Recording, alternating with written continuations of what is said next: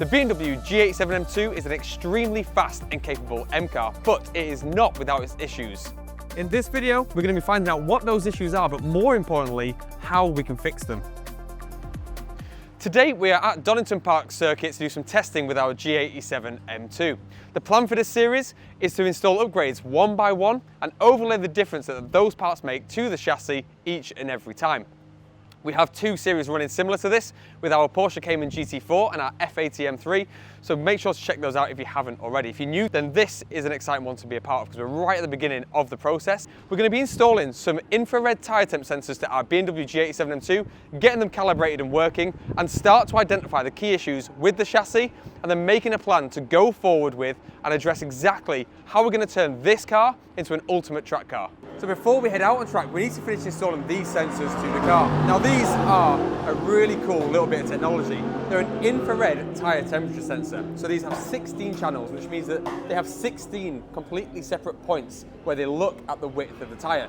They do this 24 times every single second, giving us a live feedback of information on the tyre temperature as it goes around the circuit. So this is completely live data that we can overlay with the V-Box and see exactly where on track, through the corners, on the straights, under braking, how that tyre is operating in terms of temperature. Now this is particularly important because the temperature in a tyre indicates how much grip that tyre is generating, and in particular, the distribution of that temperature across the tyre indicates how well the tyre is working when it's going through the corner or under brakes or on throttle. So with these sensors fitted, it will allow us to identify the key issues with the car in terms of the grip that the car is generating. We can use this feedback and see exactly how the tyre is working or not working to see how we can make that even better. One thing we wanted to briefly talk about in this video is the brakes, and it's actually something we've been very impressed with from the outset. They've been phenomenal in terms of fade and performance, even after laps and laps on track. But one thing worth pointing out is if you are taking your G87 M2 on track, you need to remove the brake duct blockers. In fact, it's this little vent here that is in the front wheel arch liner as standard, and very, very quickly and easily, no tools required, you can just pop this little tab here and pull it out the way, and what that does is it unblocks the ducts so it has perfectly clean airflow straight into the disc. This improves the brake cooling efficiency and prevents them from overheating out on track. If the car is staying on the road, you can leave these in, because what these effectively do is they let some airflow come through, but they block dirt and debris from coming into the braking system. But out on track, that's less of a concern, and you want as much airflow as possible hitting the brakes. So you can remove these and enjoy all the airflow, and if you're heading back home, just pop them back in, clip them into place, and it'll prevent the debris coming onto your brakes on the road. So in the car now, we have Chris Dymond, a professional racing driver who has a lot of experience in BMW chassis within motorsport as well. We have him in the car so that we can get really consistent data as he's going around the track, so that we know that the changes in the data are due to the car and not just due to a difference in driving style. Since last time, we've actually given this car a full motorsport geometry alignment, so it'd be interesting to see what Chris thinks if that's made a difference out on track as well.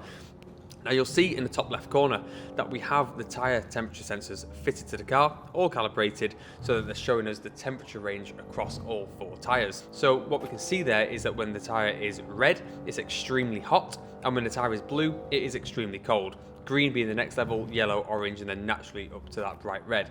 So we can use that temperature to see how the tyre is working. If it's being stressed too much, if it's red, then it is being overly stressed. If it's blue, then it's not up to temperature and it's not being worked hard enough. It's worth pointing out that on the rear tyres, you'll see that on the very outer edges, they are blue, and they do stay blue for the whole lap. That is because the sensors themselves had to be mounted on a slight angle in the rear wheel arch liners to get them at the right distance away from the tyre. That's just due to the shape of those arch liners. It meant that they had to point very slightly outboard, so those blue sections aren't actually the tyre, that's just air around the tyre basically. So ignore those for now. We're going to have to get that rectified with some 3D printed brackets on an angle so we can align that perfectly, but we weren't able to do that at track, so that's something we're going to have to do back in the workshop. So we can look at the rear tyres though in the window that they can see, and that is the whole tyre's width. It's just not in the full window of what's being shown on the screen there, so we're still getting a really good view of how the front and the rear tyres are working out on track. So what we can see straight away is that the front tyres are going to red very, very frequently, but it's more interesting to look at the pattern of how they go red. So as he enters a corner, if you watch in the next corner coming up, you'll see that the outer edge of the tyre first goes to bright red, just the outer third of the tyre goes bright red, and then as he's coming to corner exit, the whole of that tyre then turns to red. And this is exactly what we'd expect to see in terms of understeer characteristics. So we know that the car is understeering, but it's interesting to see that pattern of events happen in every single corner, and it means that we can see really clearly the reason for the understeer, and that quite simply is a lack of camber. So the way we can see this is that as he's turning into that corner, what's effectively happening is he's rolling onto the outside third of that tyre. That means that the inside 2/3 is actually being lifted up off the tarmac and isn't any longer in contact with the ground. Therefore, it's causing the understeer to happen. So as we get onto the outside edge of the tyre, it overloads that thin strip of rubber because it's a heavy car, we're carrying a lot of speed, and that single third width of tyre can't handle that level of force. So that causes it to scrub and it causes understeer. And then as that front corner then scrubs, it falls back onto the whole tyre's width, which is when it flashes to a bright red across the full width, and that is the understeer coming to a stop. So that's why when we have understeer, the way to resolve it is to lift off the throttle and let the front recover. And that's effectively what we're seeing there is he's turning in, he's overloading the outside strip due to a lack of camber. He's then letting the front come back by backing off a little bit. That lets the whole tyre sit back down because there's less force going through it. The whole width of the tyre regains grip, but because it's sliding, it scrubs the surface of the tyre and causes it all to go bright red, and then it comes back under control, and then it starts coming back into the yellows and the greens again. But that is exactly what we'd expect to see for understeer. It means that we definitely have an issue with understeer. But what's more interesting when we saw these tyre temps is that the rear tyres are just not getting hot at all, and that's because the front is understeering so much around circuit that the rear isn't having to do any work whatsoever.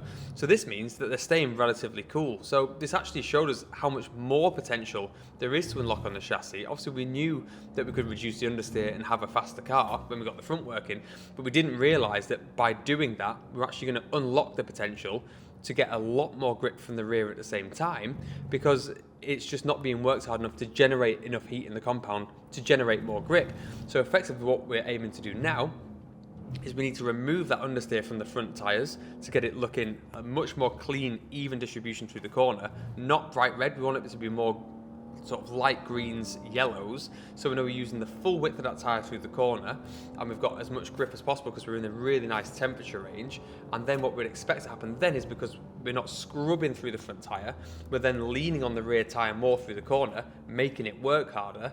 Therefore, we're going to generate a little bit more heat into that rear tyre, and therefore get the grip from the compound because we're in the operating window for that tyre. Because if you're using tyres when they're cold, they're actually not gripping at their most efficient point because they have a tyre temperature window that they're most efficient within, and that is when they're on these sensors. Usually when they're green to yellow is their most efficient operating window. So we need to get the front and the rear tyres into that window, and through the corner have it as even as possible across the whole width of the tyre. But it was really interesting to see how the back tyres were just along for the ride, just rolling along effectively, just putting the power down in a straight line and just not doing anything through the corner because the front just kept washing out. So we're really excited to work on this car so we can get the front dialed in and give more grip, not only to the front wheels, but also to the back wheels, which is therefore going to generate much higher cornering speeds overall. So really exciting to see how that car is working dynamically out on circuit, and also the effects that the understeer is actually having on the whole car, and therefore we can make a plan to go forward. So we've just seen there on the onboard how we were cooking the outside edge of the tyre like we expected. Looked like understeer on the footage as well. And due to that, the rear tyres just weren't getting hot. They were just up driving along whilst the front was just scrabbling for grip.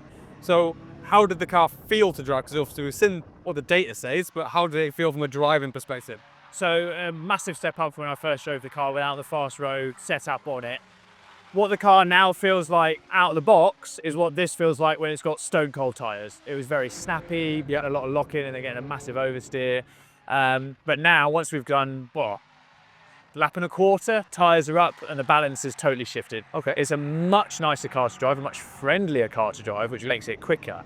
What I'm feeling is in the high speed, I'm getting still that understeer. The front is quite limited there. So down the hill, really struggling to carry the speed all the way through Craner that I want to. Yep. That puts me slightly out of position into the old hairpin. Yeah. So I have to compromise Craner a bit more to get that line, to get the run up the hill. Okay. But conversely, on the slow speed, I'm seeing that I'm traction limited because we're not getting that temperature in the rear tyres, cut off the hairpins and actually coppice as well. Yeah. I'm chasing the back end and I can't get the power down. So onto the back straight, I'm not getting the run that I want to. That's really interesting, actually. So I saw that as obviously the fronts are being overworked because they're red hot, and the rears are just long for the right, so they're relatively grippy. But what you're saying is they're actually so underworked that they're not even getting the grip properly into the compound to just operate at a good level. Yeah, it always feels, I mean, you can feel it come up, but not to the extent that the fronts are gripping. So when I'm turning into the hairpin and I'm trying to get back on the power, even if I'm really straight, I'm chasing quite a lot of oversteer on the exit. And I can actually see some black lines coming off the tyres off turn one, both hairpins and a little bit off coppice, which is just telling me, we're not getting that temperature into the tyres, and therefore I'm not getting the exit out of the corners, which is so important. Awesome. And that's really interesting how it bleeds into, obviously from the data. That's why I thought, obviously you can see really clearly we're not using all the front tyre properly. It's overcooking them. But it didn't necessarily suggest an issue at the rear. But from a driver's seat perspective, there is an issue. So it's interesting to see that quite clearly that's the reason that we use data, and you as a professional racing driver. I think it's a lovely combination of putting the two technologies together. Calling myself a technology, but it's the experience in the field that I've got there. And then when we look at the data that we're getting from the sensors, we go and see, okay, there's a problem. That now gives us an educated guess, vindicates me from being what I'm saying, and we can work to get that better. Yeah, exactly. It's nice. It's a verification of what you're saying is happening as well. So obviously if you're saying it's understeering, we can take a look and straight away we can see, well, the reason is camber because of the sensors. But then I guess when we get the camber perfects like we did in the Porsche series, outside of that from a driver's perspective, we were fine-tuning rake angles, toe settings. Which was also the bits we can't necessarily tell with the sensors. So thankfully I still feel like I've got a job going forward. But, those setup details, which is what we're into and what we're looking to get the maximum performance out of the cars, we need to work with them combined to get that information. Exactly, it's a really nice blend because we've got the data to prove it's working, the driving seat knowledge to show it's working, or identify for a driver how to make that drive better as well, because it is about feel as well. It's not all about the tyre is at its most optimum. That's it, that feel aspect as well. And everyone's going to be slightly different. So, what I like in a car isn't necessarily what you like in the car, or like Tom likes in a car. So we can fine tune around that and give everyone the best that they can using the best of both worlds. We've identified some real key issues there with obviously the lack of front grip and the rear tyres not being able to get up to temperature. But I mean, the car itself is actually a very impressive machine. I mean, when I drove it on the road, I'm blown away by its actual capabilities out the box. It's a shame that we can't get the tyres to work on the rear, particularly because there's so much in that engine. It's a lovely smooth power delivery. Very nice. The gearbox shifts wonderfully as well. I want the downshift. It gives me the downshift.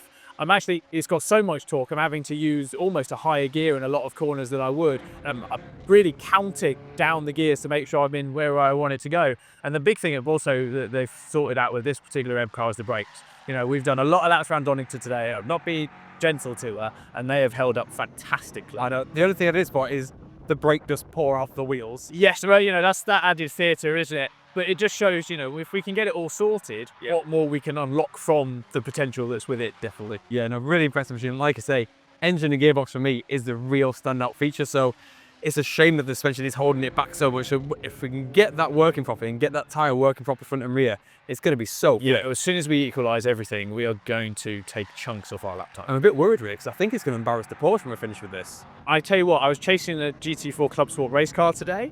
And it shouldn't have been doing what it was. No. The gearing helps a lot with it being 8-speed. You're never in the wrong gear. It's like impossible. And that's why I think that the engine's so lovely, because it gives you that almost unbreakable torque deliver. So as you're coming up through the range, you never feel like you're losing anything. So we can harness that even more. We're going to be keep the speed up and then carry the pace, and then you just back on it again. It's just going to elevate and elevate. It never runs out. It just pulls and pulls and pulls. Awesome. Right, looking forward to it. Thanks again so much for driving it. Pleasure. And I can't wait till next time. Me neither. So the track day is over now, and we've got some really nice data in the bank there and some really good feedback from Chris as well on how the car is currently driving. So identified clearly the key issues, and hopefully the sensors have really helped to show you those issues as well in a visual display.